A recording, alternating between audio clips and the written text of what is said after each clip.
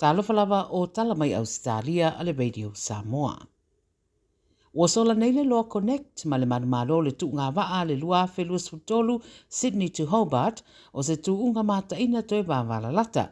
O le tia le tito le valu le taona le lana wa ia le loa connect wa anga mai le wafu i Hobart e tini i le tu unga mai na o le 5 se kone na mua i le Andrew Komanje sa o la tau vai le pito i luma. O se tasi le nei o tu unga tele i tu sanga tai tasi to tele tangata i tau muri ai, a le waa manu malo o toru tu sanga sa soo o tu ranga lua lawa le tu unga, a lea lawa ia whaato i la loina le Andrew Komanje i le tau sanga nei. Wha leo le nganga fia o le li kapteni o manu malo Christian Beck, ma o le teimi malo sfuru i tu la toru minute ma le 5 se kone. E na leo no tau sanga le matua le tametiti wa umalo na ola ina waa fia i se la au na pa ua ne iai i le tu i matua Victoria i le tau na li la. O le whamtaranga leo le tametiti sa iai whaatasi manisi o na ainga i se Northwanga i Bells Road i Cowangari i le tu i se sae o Shepparton.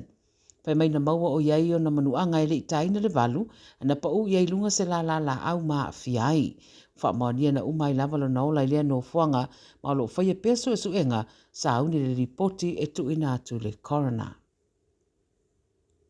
E whaitau miliona tangata Ausetalia o le amawhau na whaia ia tuipui e au noa masa tutongi mai whare tala vai a community a matatu le vai a safou. A mata i le Samoa mua i anuawe le ale tutongia ngase le admin fee ono o suinga wa whaia nei i le National Immunisation Program a le malo. Swinga la ia le a whaasau mai ei tupe ngase e meise o tupe tutongi e ngai ai e wa ai le fōmai. Pa mai le President o le Pharmacy Guild of Australia o le whainga leo le a sosoani e wha maa venga mō au nanga whare mai lau tele ma o se tala fia fo i mō tangata Australia ma ainga. O le atau lai anga wao le ama whau no la tau whao ngaina so se tui pui lalo le porkalame leo le nip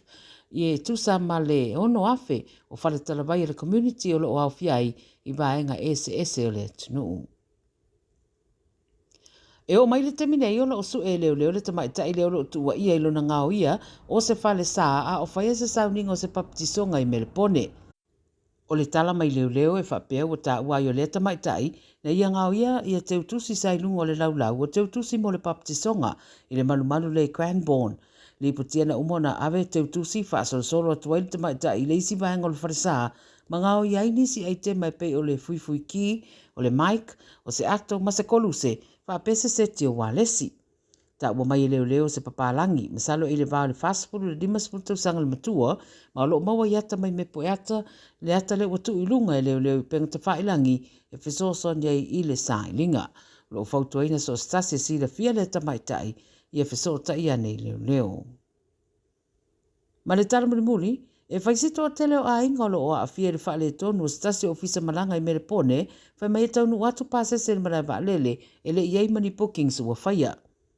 O le ofisa malanga mai Nepal, o le Cyan Travels, o latou whailua i tangata wa iei le pisi nisi se tūranga whaale tonu. Mōli mau nisi na a fia le mataupule nei e taunu watu le marai waalele i sini, manona ainga, longo ana i latou e leima se booking mo latou e anga iei Nepal, a usidia mara se fuluta siafe o mai ona tutongi mō tangata malanga i to hono. Ina waso e anga i le company waalele na whailoane le company e lono winga, wa maua le ofisa malanga le tupe, a ele i o atu se me ia i latou, ma o le ala leo le leo ni bookings. I se video i runga o pengta whailangi o lo whaia nei le whaato e senga, a le ofisa malanga le whaapemalo na pule, o Nani Ram Ariel, i ana paanga ma fola mai iai o le ato e maua mai a latou tupe a ele o ta ua mai po o a whea. Tala ia re video Samoa, mo le nei fo ia stofi.